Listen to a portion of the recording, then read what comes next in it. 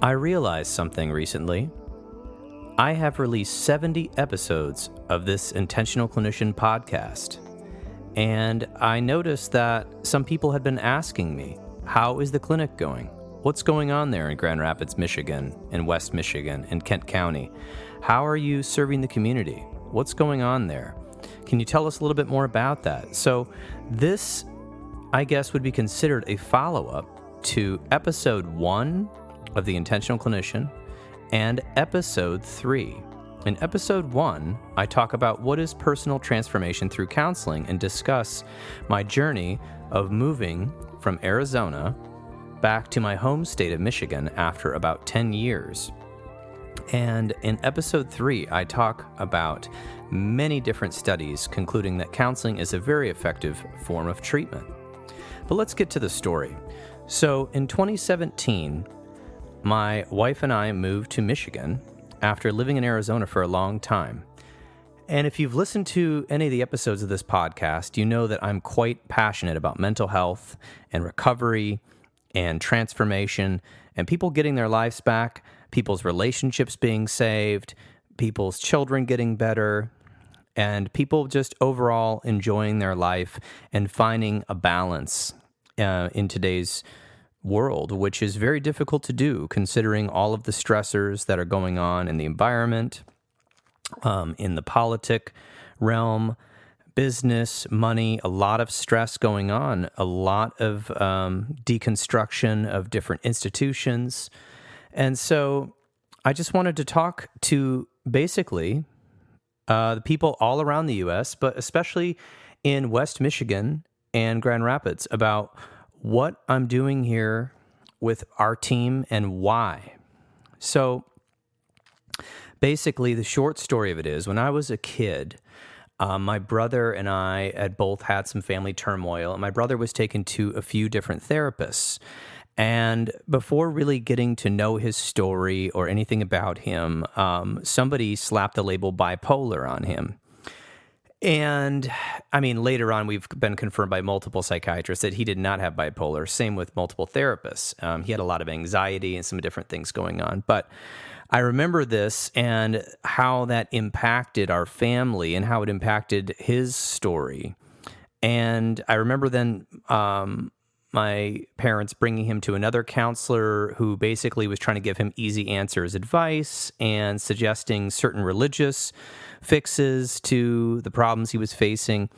And again, I just felt so disenfranchised with this. I thought, what kind of answers are these? This is not solving our problem. And if anything, it made it worse. And of course, I grew up in mid-Michigan, in Lansing, in East Lansing area.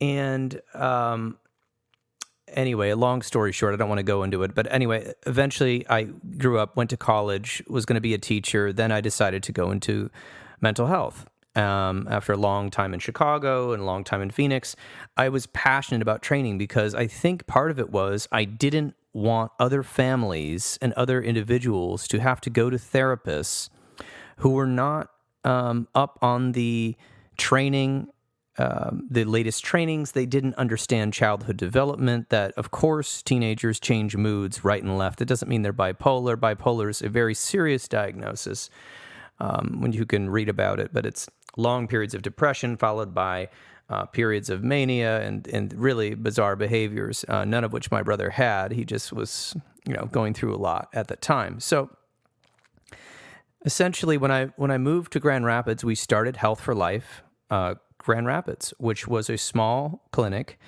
and then it grew. And to be quite honest with you, my mission was to serve the community, to serve the people of Grand Rapids, the people of West Michigan, and find a place that was not full of stigma, sort of like this negative, like if you go, there's a stigma in our culture about going to get any sort of mental health help, which is quite unfortunate because just like other forms of medicine, if you participate in physical therapy, usually you'll get better, or else, you might have to go to a higher intervention.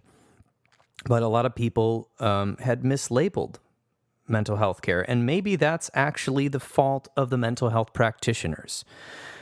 Without going into too much detail, I did notice that when I arrived in Grand Rapids, the level of passion for the field among people I met, there was a small minority that were very passionate, really getting into continuing education, just love serving the community. But then I met other people that I just felt were trying to make a living, trying to make a business, and it wasn't really maybe their calling, or maybe it was their calling or something like that. But I just noticed a low level of education, sort of a attitude of, well, I got past grad school, and so this is where I'm at, and almost advice giving and things that are actually deemed in the counseling literature not to be effective. So I really worked to try to find people to bring into the practice that I felt were passionate and could go along with those core values of education, treating people with respect, no shame, no blame, believing that people can recover, but if we aren't the best to serve them, to definitely find the right resource, to really just become a service. And that's why the website became the website it became, with so many blogs and resources. And that's why we launched the Trauma-Informed Counseling Center of Grand Rapids under the Health for Life Counseling name, to really address the lack of trauma therapy that was empirically proven in this area. And so basically, that's my passion. But the true confession is I didn't really know much about business. I wasn't very good at it. I just tried to do the next right thing. So I had to get some business coaching, some business consulting. I learned that not every therapist that you interview in an interview is going to be a great therapist. Maybe they will someday, but at that time, they may not be ready to work at your clinic. I learned that you have to make tough decisions sometimes. And I learned that, like any industry, there's a dark side. One of the things I noticed was that some of the group practices serving the community in this area really catered to one demographic, upper middle class. They would not take Medicaid or any insurances that paid less than the high-paying insurances or the cash pay clients. And I took issue with that. And I know that's a personal decision, but I felt that if I'm going to open a counseling clinic, I've got to be open not only to those clients who really can afford it and are excited to, pay for the service because they know we've got excellently trained, advanced therapists who've been EMDR trained and all these other types of therapy that go way beyond grad school, but also serving the folks that are, fall on hard times or socioeconomically disadvantaged. So that's something we really took to be a mission, even though that does mean lower revenue for everyone involved. And that does mean that, you don't want to look at that. In our ethics as counselors, we are not supposed to discriminate based on race, gender, religion. But what about socioeconomic status? Are we allowed to discriminate against socioeconomic status? And I think the answer to that is no.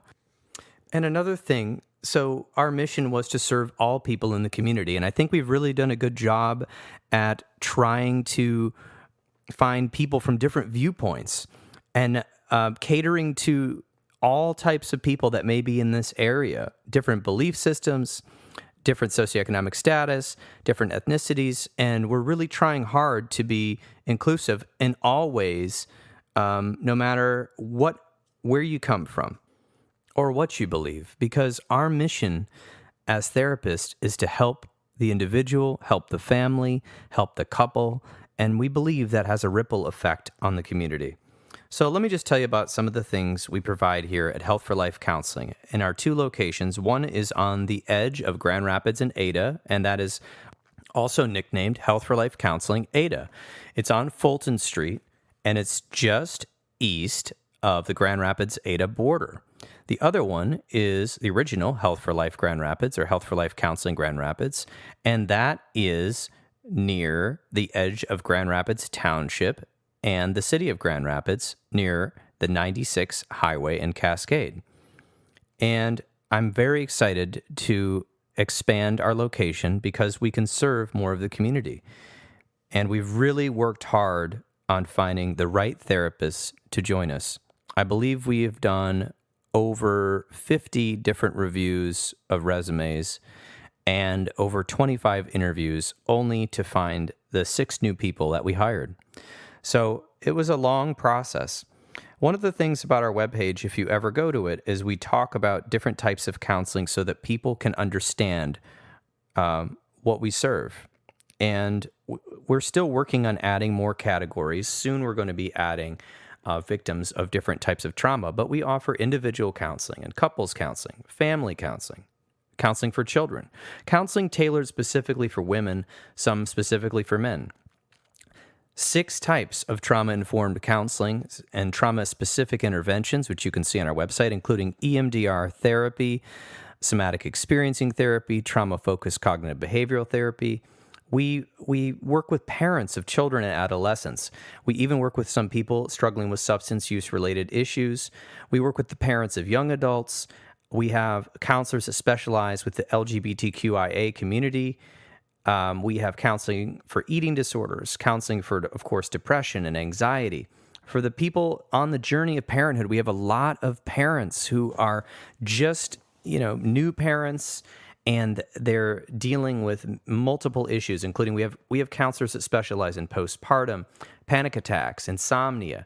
We have had some counselors who have a great deal of experience working with people who are having spiritual issues, which may lead to depression and anxiety and other things like that. And most recently, and I'm very excited about this, we have a counselor who is now bilingual and is also offering counseling in Spanish. And we're going to add some more categories soon. But one of the things you can do is just go to our website and see which counselor that you sort of identify with, or check out our blog and read some of the things we've written. The cool thing about telehealth is that we're able to provide counseling to people all over the state of Michigan due to our licenses in Michigan. And we've had people call us up from different cities who didn't feel very safe going in their community, maybe because they're a known person in their community, or they maybe knew the therapists in their community. And so with this update, I just wanted to let you know about our passion. We are here to serve. I have made sure and worked so hard to ensure that all of the counselors that I supervise, and as the clinical director, the counselors that are under me are trauma-informed, they understand the latest science, and they are believing in an integrative model of care. And we believe that anybody that seeks mental health counseling or anything, relationship counseling or whatever is going on, you're brave. It takes a lot to ask for help and to confront difficult issues in your life. The good news is this: we know counseling works. I mean, you can listen to podcast number 3 where I go over about 10 articles that go through meta-analysis, and this is from the American Psychological Association. These are from the Great Psychotherapy Debate, where a professor studied over 10,000 peer-reviewed studies of counseling and found that 79% of the participants did better than if they just had counseling, and not even that much counseling. There's so many research studies on our website about EMDR therapy and people that have been through car accidents and other traumas feeling better so much more quickly sometimes than even talk therapy. Relationships that are in trouble. I mean, counseling can really help straighten those things out as well. And so we are passionate about helping anybody and everybody because we believe that this investment in that time with a counselor can change your life. I mean, it changed my life. You can hear about that in multiple episodes. And it continues to change my life in a positive way. And especially in the society where things have gotten really ugly lately. Lots of arguments, people spending time online, throwing mud at each other, blaming external factors. Not a lot of people looking inward and what can I do and how do I make my life better and what do I do if I'm miserable? And these are all things that counselors talk about. We believe in finding meaning and being able to really reset where you're at, no matter if your circumstances or your financial circumstances or your family circumstances aren't what you want. These things can be sorted out through counseling, even if not everything is how you would want it. So thanks so much for listening to this. I really hope that people in Grand Rapids and West Michigan will find this podcast because of the title, and check out some of the great information that we put out there for free. As I said, this is my 71st podcast. It's a short one. It's a special one because I've got so much information out there for you. We've got little blogs explaining things about mental health. And one of the things I forgot to mention actually is a lot of counseling agencies, when you call them, they almost have administrators doing what I call clinical decision making. They just assign you a counselor and give you an intake date for your first counseling session.